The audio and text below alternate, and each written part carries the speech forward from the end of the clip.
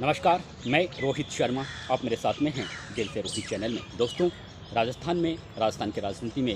राजपूत समाज का काफ़ी अच्छा प्रभाव रहा है। कई विधानसभा सीटों पर राजपूत समाज का काफ़ी अच्छा प्रभाव है। जिस तरह से जाट कम्युनिटी का राजस्थान की राजनीति में अच्छा प्रभाव रहा है, ठीक उसी तरह से राजपूत समाज का भी है। लेकिन कटु सत्य ये भी है कि पिछले दो विधान पिछला जो विधानसभा चुनाव था राजस्थान में और जो लोकसभा चुनाव हुए थे, उसमें जिस तरह का सपोर्ट राजपूत समाज का भारतीय जनता पार्टी को अब से पहले मिलता रहा है, उस तरह का सपोर्ट भारतीय जनता पार्टी का राजपूत समाज का नहीं मिला भारतीय जनता पार्टी को। हालांकि आप सबने देखा होगा कि राजस्थान के राजनीतिक हालात चाहे कैसे भी रहे हों, राजस्थान में भारतीय जनता पार्टी के हालात कैसे भी रहे हों, हमेशा राजपूत समाज भारतीय जनता पार्टी के साथ खड़ा रहा। जिस तरह से जाट समुदाय कांग्रेस पार्टी के प्रति ज़्यादा खड़ा रहता है, ठीक उसी तरह से राजपूत समाज भारतीय जनता पार्टी के प्रति हमेशा खड़ा रहा, हमेशा सपोर्ट करता रहा। लेकिन पिछले दो चुनावों में,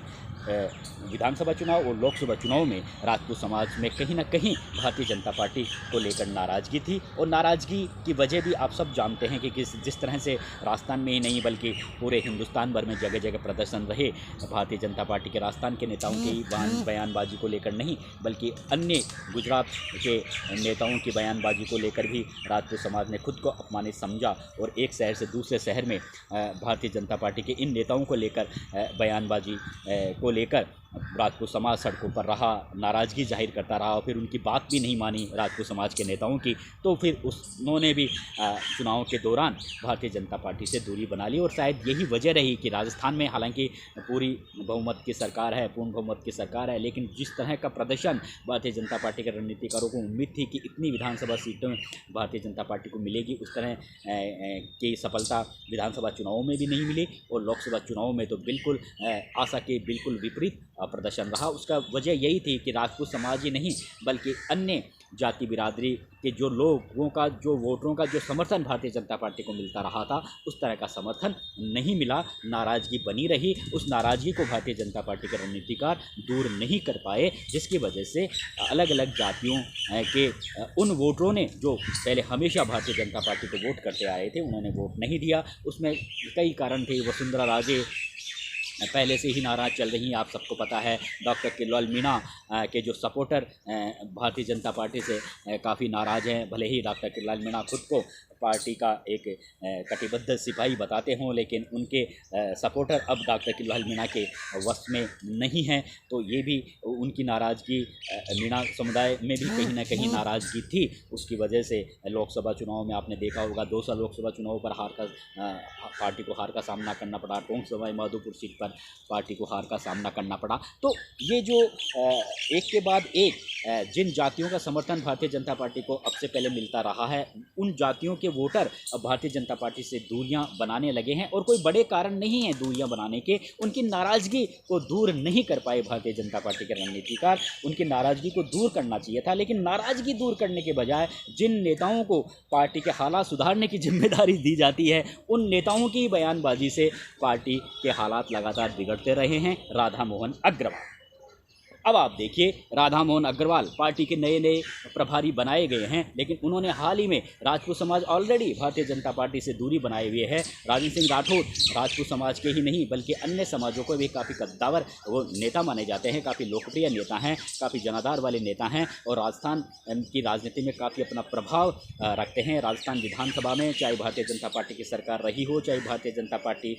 विपक्ष में बैठी हो, वे तमाम मुद्दों पर पूरी तैयारी के साथ राजस्थान विधानसभा में आते थे और बहुत ही शानदार तरीके से वो राजस्थान विधानसभा में उनका जो भाषण होता था लोग सुनते थे, वो पूरी तैयारी के साथ आते थे। इसी तरह से पार्टी के संगठन को मजबूत बनाने में भी उन्होंने काफ़ी बड़ी भूमिका रही है। बड़ी बात यह है कि भैरव सिंह शेखावत जैसे शख्सियत राजेंद्र सिंह राठौड़ की काफ़ी अहमियत को समझते थे, काफ़ी उनके विश्वास पात्र थे और भैरव सिंह शेखावत की सरकार को बनाने में भी राजेंद्र सिंह राठौड़ की काफ़ी अहम भूमिका रही थी। वसुंधरा राजे के पहले शासनकाल में वो वसुंधरा राजे के एक तरीके से राइट हैंड थे, हालांकि दूसरे शासनकाल में उनकी जगह यूनुस खान ने ले ली थी। बाद में वसुंधरा राजे से उनकी नाराज़गी हो गई थी। लेकिन अभी वर्तमान में जो भजन लाल शर्मा मुख्यमंत्री हैं, उनसे भी राजेंद्र सिंह राठौड़ के अच्छे ताल्लुकात हैं। भले ही राजेंद्र सिंह राठौड़ चुनाव हार गए हों, लेकिन उनका जो राजनीतिक जो वजूद रहा है राजस्थान की राजनीति में, वो काफ़ी टॉप पर है। अगर आप उस नेता को अपनी ही पार्टी की मीटिंग में अगर आप उनके लिए अनर्गल एक तुच्छ तरीके की टिप्पणी करेंगे, तो फिर निश्चित रूप से भारतीय जनता पार्टी के जो और नेता हैं उनमें भी कहीं ना कहीं उन्हें ऐसी बयानबाजी वो भी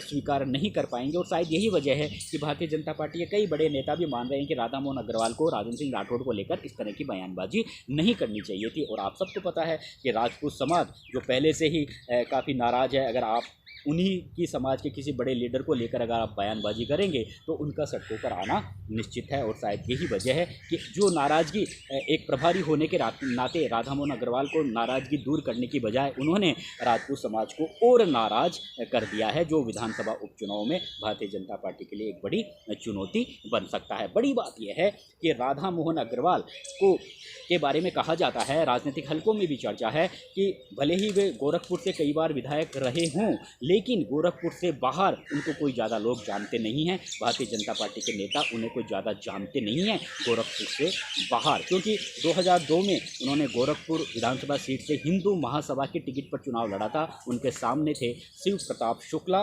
भारतीय जनता पार्टी के उम्मीदवार थे, लेकिन शिव प्रताप शुक्ला को हराने में वहाँ के भारतीय जनता पार्टी के कार्यकर्ता और संघ के कार्यकर्ताओं ने शिव प्रताप शुक्ला का समर्थन करने के बजाय गुपचुप में राधा मोहन अग्रवाल का समर्थन किया, जिसकी वजह से वे चुनाव जीत गए। हालांकि बाद में चुनाव जीतने के बाद में वो भारतीय जनता पार्टी में शामिल हो गए। उसके बाद में एक तरीके से 2007 में वो विधायक बने, 2012 में, 2017 में वो बराबर विधायक बनते रहे। और केरल के भी उन्हें पार्टी के प्रभारी रहे हैं,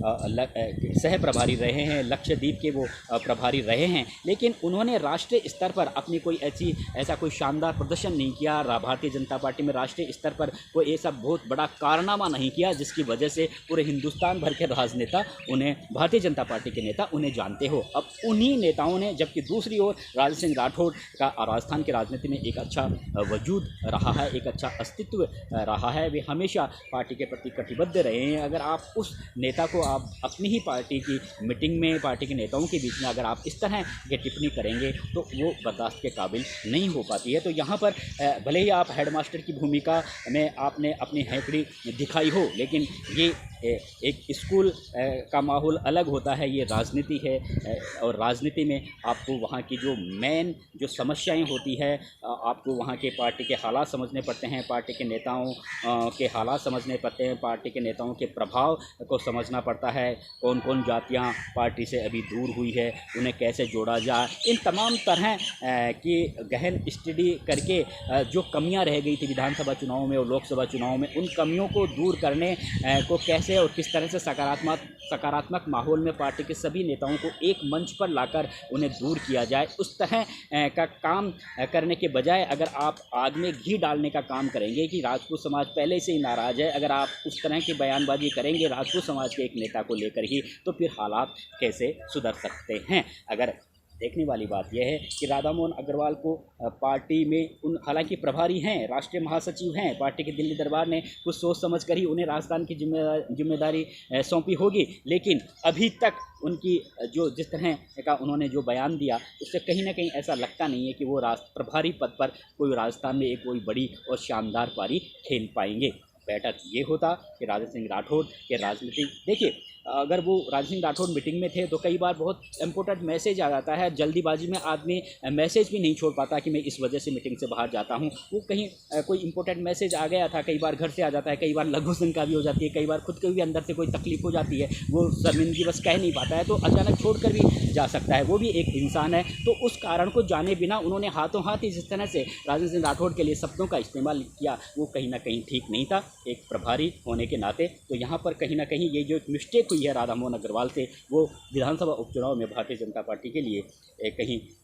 एक बार फिर से कोई बड़ी चुनौती न बन जाए। लेकिन देखने वाली बात यही है कि प्रभारी बनने के बाद में यहाँ पर चाहे कांग्रेस पार्टी हो चाहे बीजेपी हो, हर कोई खुद को पार्टी हाईकमान समझ बैठता है और वो ये दिखाने की कोशिश करता है कि मैं ही यहाँ पर सर्वेश शर्मा हूँ। और शायद वो एक मैसेज छोड़ना चाहते हैं इस तरह की बयानबाजी करके, जिसकी वजह से कि